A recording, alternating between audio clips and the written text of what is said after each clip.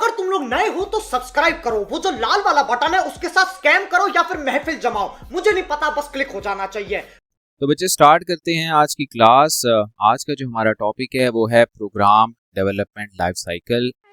Okay आपको paper में इससे रिलेटेड कुछ इस तरीके के सवाल नज़र आते हैं। आप ये सवाल अटेम्प्ट कैसे करेंगे? आप ये देखने से पहले आपको पता होना चाहिए कि भाई प्रोग्राम डेवलपमेंट लाइफ साइकिल है क्या। ठीक है, तो चलिए जी स्टार्ट करते हैं। A few moments later. देखें तो the topic is program development life cycle, ठीक है, which is also known as PDLC। देखें आपके पास कोई भी सॉफ्टवेयर है, वो जब भी डेवलप होता है तो सर्टेन स्टेजेस से गुजर के बनता है। ऐसा नहीं होता कि क्लाइंट आपके पास आया, ठीक है, और आपको उसने कहा कि यार मैंने ये चीज़ बनानी है, फौरन आपने लैपटॉप खोला और जूं वो बता रहे साथ ही आप बना के कहते हैं ये लो, उसके मुंह पे मार देते हैं, ठीक है। what bro what are you talking about man ऐसा नहीं होता, ठीक है, उसके कुछ सर्टेन स्टेप्स हैं, ठीक है। तो वो स्टेप्स क्या हैं? सबसे पहले वो आके आपको ये बताता है कि यार मैंने बनाना क्या है। ऐसे ही है कि भाई मुझे ये वाला सॉफ्टवेयर बनाना है, ठीक है, वो नाम बताएगा उसका, फिर उसकी रिक्वायरमेंट्स बताएगा वो कि यार उसमें ये फीचर्स होने चाहिए, ठीक है। फॉर एग्जांपल वो कहेगा यार मुझे एक स्कूल मैनेजमेंट सिस्टम बनाना है जिसके अंदर जो अटेंडेंस है स्टूडेंट्स की वो होनी चाहिए, टीचर्स की अटेंडेंस होनी चाहिए, रिपोर्ट या रिजल्ट कार्ड जो है वो जनरेट होगा, स्टूडेंट के मार्क्स एंटर होंगे and so on and so fourth, ठीक है, बहुत सारी चीजें बताएगा, ठीक है। तो ये पहला स्टेप होगा सबसे।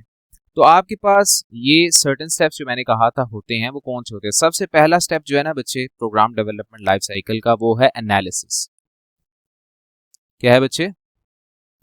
एनालिसिस के अंदर आप क्या करते हैं? एनालिसिस के अंदर आप दो काम करते हैं, ठीक है, दो नहीं बल्कि ज्यादा काम करते हैं। क्या क्या करते हैं मैं बताता हूँ आपको, ठीक है। एनालिसिस के अंदर आप क्या करते हैं बच्चे? आइडेंटिफाई करते हैं प्रॉब्लम को और उसकी रिक्वायरमेंट्स को, पहला काम, ठीक है। Identify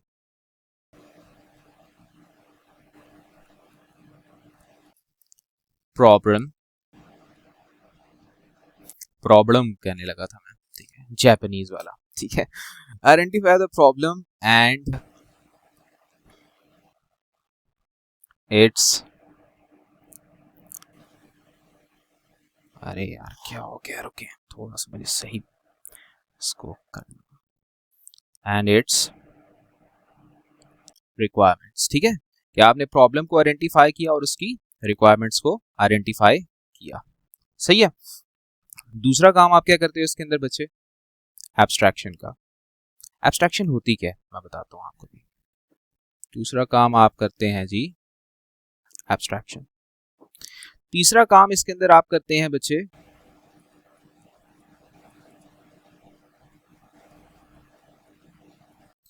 abstraction. क्या होती है एब्स्ट्रैक्शन? को यहाँ पे मैं जी बताएं। एग्जैक्टली राइट, कि आप अपने प्रोग्राम में से कुछ अननेसेसरी डिटेल्स जो हैं उनको निकाल देते हैं ताकि आप फोकस कर पाएं सिर्फ इंपॉर्टेंट डिटेल्स पे। इसे हम क्या कहते हैं बच्चे? एब्स्ट्रैक्शन कहते हैं, ठीक है जी, इसको हम कहते हैं एब्स्ट्रैक्शन। यहाँ पे मैं डिफाइन भी कर देता हूँ एब्स्ट्रैक्शन, ओके। मैं आपको ना इसकी डेफिनेशन भी लिखाता हूँ विद एग्जांपल, ओके जी। एब्स्ट्रैक्शन स्टार्ट करते हैं। देखिए एब्स्ट्रैक्शन होती क्या है? Abstraction is the process of removing what? Process of removing unnecessary details, ठीक है जी, removing unnecessary details and only keeping important features of the problem.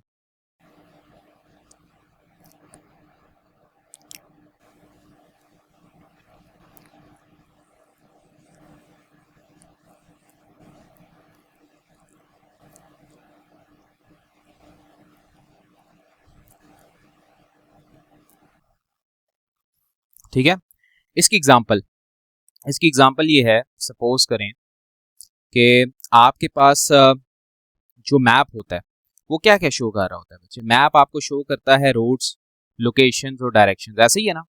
यानी कि मैप जो है शोज रोड्स, लोकेशंस और डायरेक्शंस, ये चीजें शो हो रही है ना बच्चे आपको।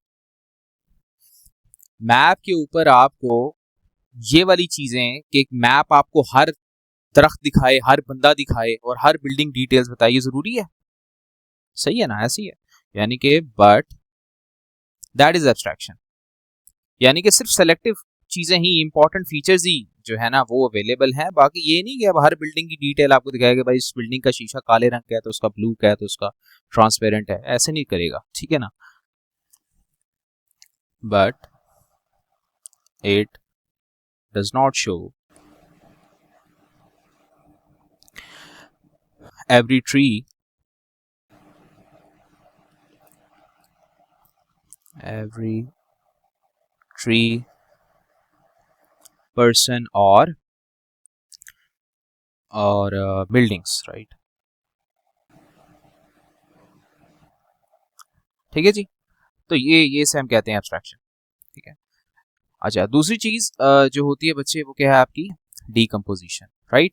अब डीकम्पोजिशन में क्या होता है? Decomposition is the process of breaking down a large problem into smaller sub problems that are easier to solve, ठीक है।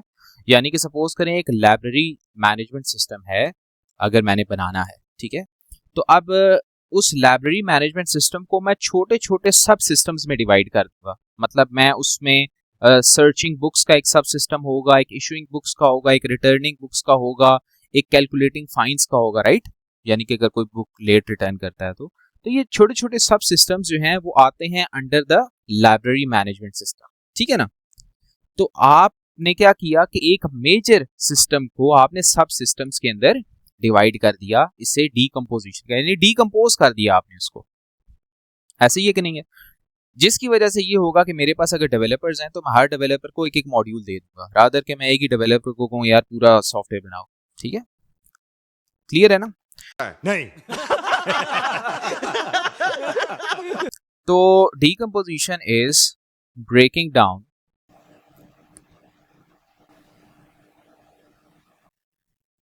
a system into subsystem and subsystem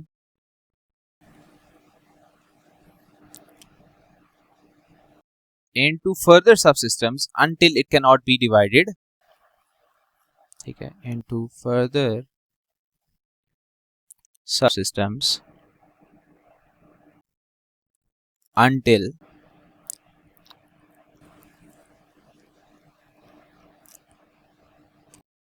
it cannot be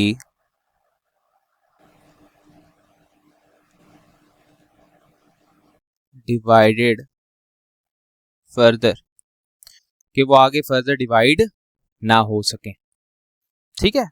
ये डीकम्पोजिशन होती है। एग्जाम्पल इसकी क्या है? एग्जाम्पल ये है कि जैसे सपोज करें मेरे पास एक क्या है बच्चे, लाइब्रेरी सिस्टम है। अब इसके अंदर मैंने इसको डीकम्पोज कर दिया किस किस चीज के अंदर? एक सर्चिंग बुक्स के अंदर, ये इसके सर्चिंग बुक्स, दूसरा और क्या हो सकता है? Calculating fine, right. लेकिन वो उससे पहले क्या होगा? बुक्स इशू करेंगे ना, यानी कि इशूइंग बुक्स, और बुक्स रिटर्न भी करनी होंगी, रिटर्निंग बुक्स का एक मॉड्यूल, और फिर आखिर में calculating if there is any, ठीक है। आजकल तो फाइन होते ही नहीं है ना, कोई बुक क्यों इश्यू नहीं करवाता बुक कोई। Emotional damage. You want some therapy? तो ये है बच्चे एनालिसिस, ठीक है ना। अच्छा, दूसरा जो आपके पास फेज आता है इन SDLC, हाँ ठीक है। अच्छा, एक और चीज भी आपके पास जो क्या कहते हैं इसको एनालिसिस फेज के अंदर होती है, बल्कि नहीं, वो पास पेपर का क्वेश्चन कराऊंगा तो उसमें बताऊंगा। तो यहाँ तक क्लियर है आपको? कोई सवाल यहाँ तक? Any question? Right, okay fine, हो गया। अच्छा जी, आगे बढ़ते हैं। Second phase is design, right. आपके पास दूसरा फेज जो आता है वो कौन सा है बच्चे? डिजाइन। 4 फेज होते हैं, एनालिसिस, डिजाइन, कोडिंग, टेस्टिंग, ठीक है। दूसरा फेज डिजाइन है आपके पास। अब डिजाइन के अंदर क्या होता है? डिजाइन के अंदर हम करते हैं, we plan the solution, right, of the problem, we construct the solution of the problem, यानी वी प्लान, हाँ exactly, we plan the solution by doing what, ठीक है, by drawing the pseudo code, by writing the pseudo code. Pseudo code लिखते हैं हम, flow charts बनाते हैं हम, ठीक है, और हम स्ट्रक्चर डायग्राम्स बनाते हैं। और अब ये हैं क्या? If any student wants to learn, playlist के अंदर आपको सूडो कोड मिल जाएगा फ्रॉम स्क्रैच, फ्लो चार्ट भी मिल जाएगा फ्रॉम स्क्रैच, ठीक है। रही बात स्ट्रक्चर डायग्राम की, इसकी वीडियो जो है वो इंशाल्लाह जल्द अपलोड हो जाएगी। बहुत आसान टॉपिक है, मुश्किल नहीं है, ठीक है। ये स्ट्रक्चर डायग्राम होता क्या? ओके, यहाँ तक कोई सवाल बच्चे? ओके, उसके बाद जो आपके पास तीसरी चीज आती है which is coding. Now coding के अंदर क्या होता है? कोडिंग के अंदर आप क्या करते हो, आप जो डिजाइन आपने बनाया है इसको you turn the design into a working program in a chosen language, right.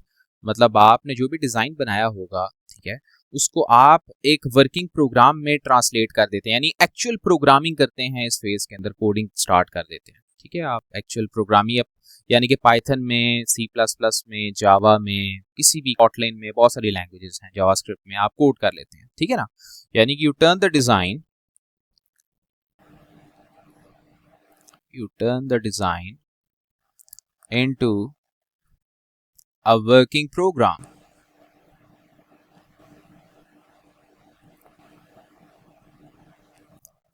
सही है? in the chosen programming language, in the chosen language, right, in the chosen language, ठीक है। ये आप कोडिंग फेज में कर रहे होते हैं। अच्छा, फिर आपके पास आखिरी फेज आता है टेस्टिंग। टेस्टिंग के अंदर आप क्या करते हो? टेस्टिंग के अंदर आप ये देखते हो कि आपका जो प्रोग्राम है, ठीक है, वो उसमें कोई क्या क्या, दोबारा रिपीट करें। हाँ एग्जैक्टली, कि आपने जो भी कोड वगैरह लिखा है, ठीक है, वो करेक्टली वर्क कर रहा है कि नहीं कर रहा, ठीक है ना। यानी कि testing is the process of checking a program to make sure that if it works correctly and produces the expected results, ठीक है। यानी कि टेस्टिंग फेज में हम क्या करते हैं, हम ये चेक करते हैं कि आपका जो प्रोग्राम है क्या वो सही से काम कर रहा है या नहीं कर रहा, और क्या जो एक्सपेक्टेड रिजल्ट्स जो मैं एक्सपेक्ट कर रहा था, ठीक है, कि मैं ये वाला बटन प्रेस करूंगा तो जो मैंने गेम बनाई है उसमें यूजर पंच करेगा, वो यूजर पंच भी कर रहा है कि नहीं कर रहा, ठीक है। तो ये चीज मैं यहाँ पे टेस्ट कर रहा होता हूँ, ठीक है, टेस्टिंग फेज में। तो क्या टेस्ट होता है इसमें बच्चे? Testing is a process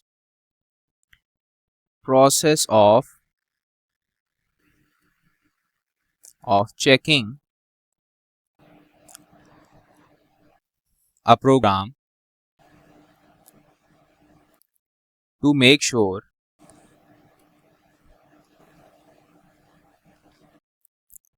it works correctly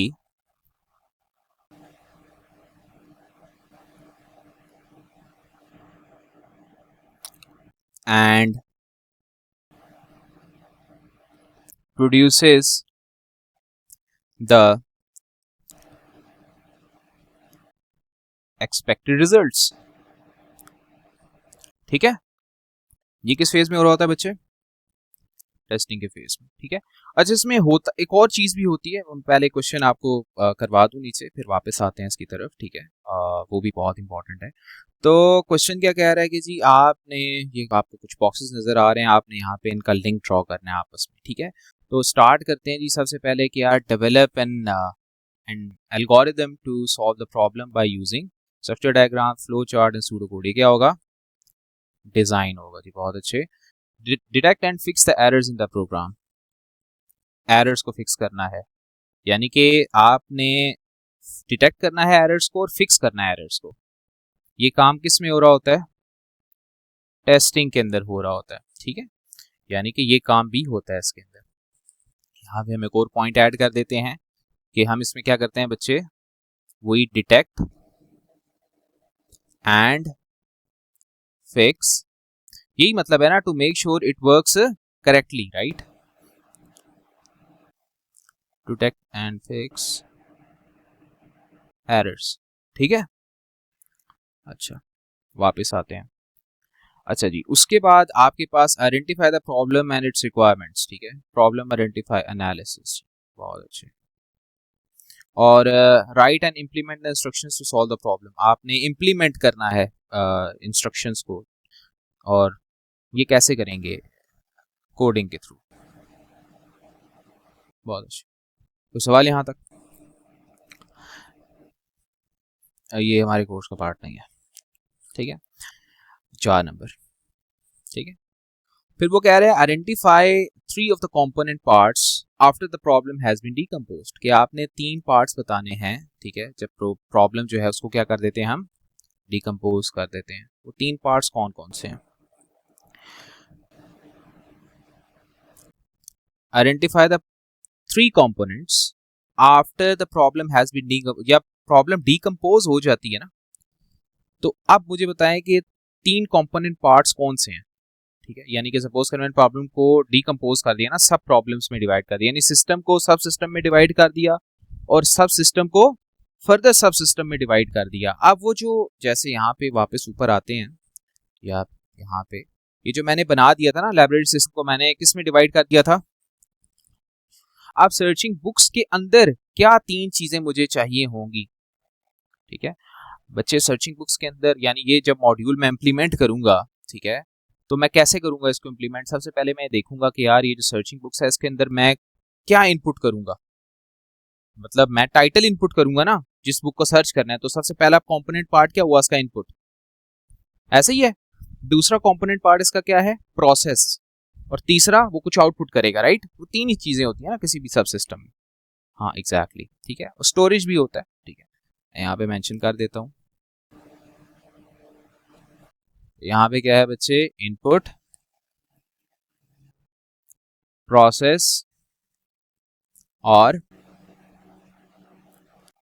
clear है। अच्छा बच्चे, वापस आते हैं हम टेस्टिंग की तरफ। देखें, टेस्टिंग के अंदर आपके पास कोई भी डेटा, अगर आपने कोई भी प्रोग्राम आपने टेस्ट करना है, तो आप उसको टेस्ट करोगे विद अ सर्टेन डेटा, ठीक है। यानी कि सपोज करो मैंने एक प्रोग्राम बनाया है जो कि यूजर से उसके मार्क्स इनपुट लेता है, और मार्क्स जो हैं should be in between 1 and 100, ठीक है। मार्क्स कहाँ से कहाँ तक होने चाहिए? 1 से लेके 100 इंक्लूसिव, यानी 1 और 100 भी इंक्लूसिव है। तो अगर मैंने इस कोड को टेस्ट करना है तो मैं क्या करूंगा? मैं सही मार्क्स भी एंटर करूंगा, गलत मार्क्स भी एंटर करूंगा, ताकि ये देखो मेरा कोड सही से काम कर रहा है कि नहीं कर रहा। मैं -1 भी एंटर करके देखूंगा, मैं 0 भी एंटर करके देखूंगा, मैं 101 भी एंटर करके देखूंगा, मैं 20 भी एंटर करके देखूंगा। यानी मैं सही और गलत वैल्यूज एंटर करूंगा टू चेक कि मेरा प्रोग्राम कैसे बिहेव करता है। अब मुझे बताएं, सपोज करें अगर मैं एंटर करता हूँ 5, तो क्या मेरा प्रोग्राम उस डेटा को एक्सेप्ट करेगा या नहीं करेगा? करना चाहिए या नहीं करना चाहिए उसे? ये बताएं। करना चाहिए उसे। अच्छा, अगर मैं उसमें 100 एंटर करता हूँ, उसको एक्सेप्ट करना चाहिए? करना चाहिए, बिल्कुल करना चाहिए। अगर मैं उसमें एंटर कर देता हूँ 101, उसको एक्सेप्ट करना चाहिए? नहीं करना चाहिए, ठीक है। और अगर मैं उसमें एंटर कर देता हूँ सपोज -5, उसे एक्सेप्ट करना चाहिए? नहीं। सही है। अच्छा, बल्कि मार्क्स जो है ना उसको हम 0 से लेके चलते हैं। 0 भी तो आ सकते हैं किसी के, ऐसे भी होते हैं ना शहजादे, 0 आ गए, ठीक है। तो कुछ भी हो सकता है। तो 0 से 100 देखें। अब यहाँ पे आपके पास वो जो सही और गलत वैल्यूज आपने एंटर की थी ना, उसको हमने कुछ कैटेगरीज में डिवाइड कर दिया, ठीक है। सबसे पहले हमने कहा जी हमारे पास क्या है बच्चे, नॉर्मल टेस्ट डेटा। कौन सा टेस्ट डेटा है हमारे पास, ये नॉर्मल टेस्ट डेटा। अब नॉर्मल टेस्ट डेटा के अंदर क्या होता है बच्चे कि आपके पास कोई भी वैल्यू जो कि रेंज के इन बिटवीन हो, ठीक है, विद इन द रेंज। यानी कि सपोज करें कि आपके पास 1 है, 2 है, 3 है, करते करते करते 99 तक, ये सारे का सारा डेटा जो कि विद इन द रेंज है, ये किस कैटेगरी में फॉल करता है, नॉर्मल टेस्ट डेटा की कैटेगरी में फॉल करता है। ठीक हो गया। अच्छा, फिर दूसरा आपके पास कौन सा आता है बच्चे, एबनॉर्मल, बल्कि एक्सट्रीम बता देता हूं। दूसरा हम ले लेते हैं बच्चे extreme test data. Extreme test data के अंदर क्या क्या आएगा, आपके पास 0 और 100, मतलब कि 0 और 100 दो एक्सट्रीम वैल्यूज है ना, जो कि एक्सेप्टेबल हो। एग्जैक्टली, ठीक है ना, यानी कि 0 और 100 एक्सट्रीम वैल्यूज हैं जो कि एक्सेप्टेबल हैं, वो किस में आ जाएगा, एक्सट्रीम टेस्ट डेटा में आ जाएगा। ठीक है ना, यानी कि एक्सट्रीम टेस्ट डेटा के अंदर वो टेस्ट डेटा आता है जो कि बिल्कुल या तो मैक्सिमम वैल्यू हो या तो मिनिमम वैल्यू हो, लेकिन वो एक्सेप्टेबल हो। ठीक है, मतलब एक्सेप्टेबल टेस्ट डेटा होना चाहिए, with in on the range कह लें, with in the range normal हो जाएगा, उसको नॉर्मल टेस्ट डेटा कह देंगे। हाँ, just on the range, right. यहां तक कुछ सवाल, ये क्लियर है, यानी कि आपके पास ये एक्सट्रीम टेस्ट डेटा होता है। अच्छा जी, और उसके बाद आपके पास आता है, यानी कि यहाँ पे मैं साथ साथ लिख देता हूं, ये है जी विद इन द रेंज, और ये है मैक्सिमम और मिनिमम वैल्यू, और ये दोनों के दोनों क्या होते हैं बच्चे, एक्सेप्ट हो जाते हैं ना, यानी कि वो डेटा जो कि एक्सेप्टेबल हो, ठीक है, जो कि करेक्ट डेटा हो, गलत वाला ना हो। फिर उसके बाद आते हैं बच्चे बाउंड्री टेस्ट डेटा पे। बाउंड्री मैं वही बताता हूँ, यहाँ पे बच्चे थोड़ा कंफ्यूज हो जाते हैं, क्या डिफरेंस है जी बाउंड्री और एक्सट्रीम। देखिए बच्चे, जो बाउंड्री टेस्ट डेटा है ना आपका, ठीक है, इसके अंदर मैं यहाँ पे पॉइंट भी लिख देता हूँ पहले, फिर मैं बता भी देता हूँ। Boundary test data contains two things, right, एक smallest and largest accepted values, it contains what बच्चे, स्मॉलेस्ट एंड एक्सेप्टेड वैल्यूज, और दूसरा,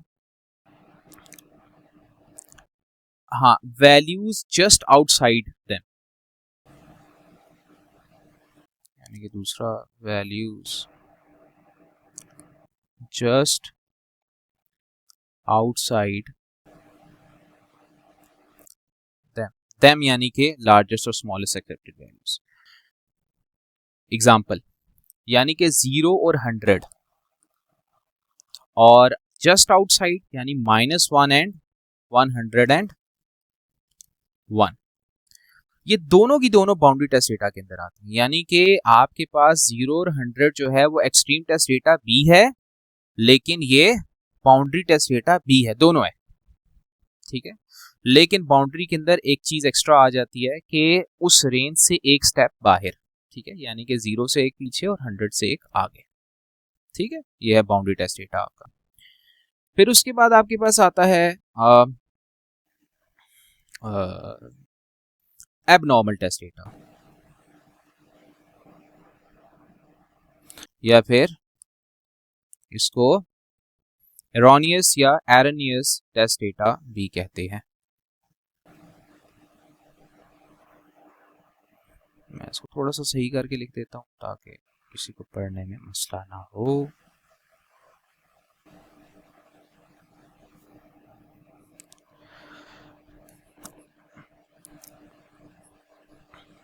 हाँ, ये रिजेक्टेड है, राइट, मतलब कि आपके पास इसमें दो चीजें आती है ना बाउंड्री के अंदर, एक ये वाला जो होता है ना smallest and largest accepted values, ये वो एक्सेप्टेबल डेटा होता है, और ये वाला जो होता है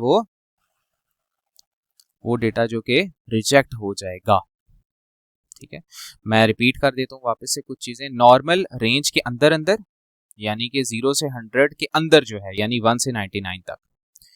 एक्सट्रीम टेस्ट डेटा, जो रेंज आपने डिफाइन किया उसकी मैक्सिमम और मिनिमम वैल्यू, और boundary maximum minimum value plus the values just outside them. ठीक है, अच्छा जी, एबनॉर्मल की तरफ आते हैं। देखें, एबनॉर्मल टेस्ट डेटा जो होता है ना बच्चे, वो वैल्यूज वो होती हैं जो कि, ठीक है, और रिजेक्टेड वैल्यूज होती हैं, values that should be rejected, values that should be rejected.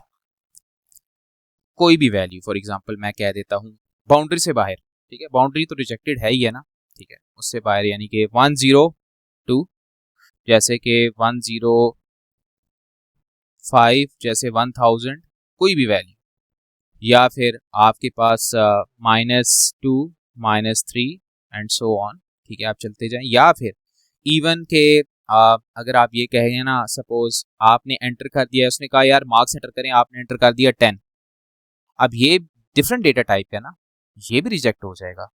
तो ये सारे के सारे क्या हैं, एक्सेप्टेबल नहीं है। क्लियर है? कोई सवाल इसमें? मैं आपको एक क्वेश्चन दिखाता हूँ पास पेपर का और फिर हम आगे चलते हैं। Let me show you the question.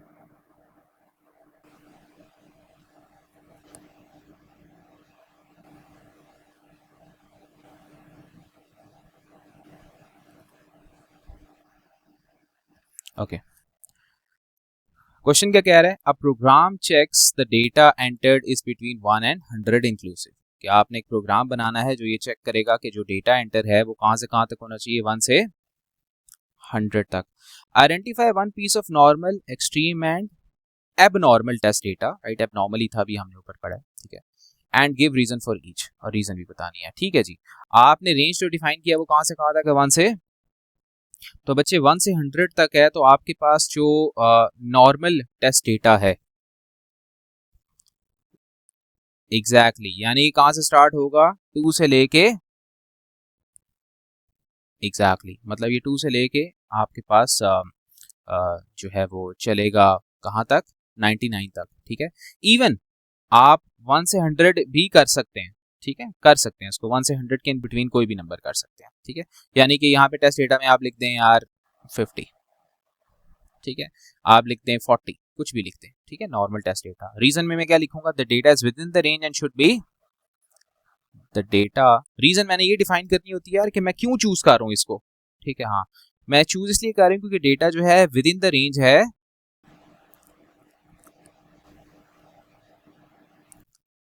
And should B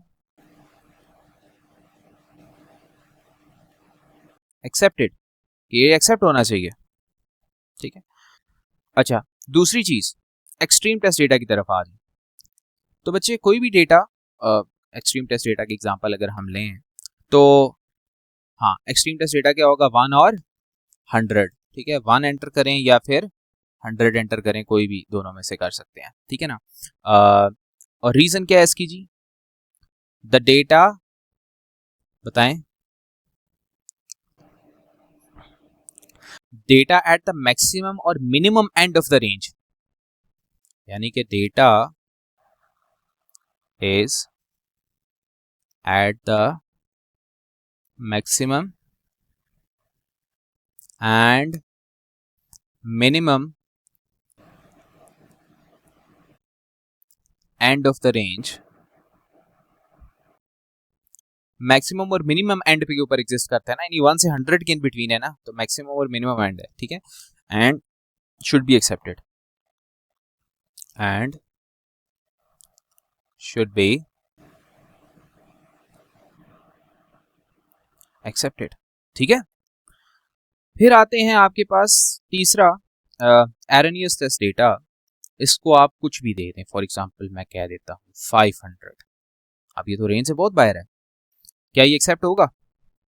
ये मैंने चूज ही इसलिए किया ना, the data is outside the range, right, and it should be rejected. Data is outside the range and should be rejected। ठीक है, तो ये था बच्चे आपका सवाल 6 नंबर का। ठीक है, कोई सवाल इसमें क्लियर है? नहीं। तो बच्चे फिर मिलते हैं ड्रैगन बॉल से के नेक्स्ट एपिसोड में, तब तक के लिए अपना ख्याल रखिएगा। अल्लाह हाफिज।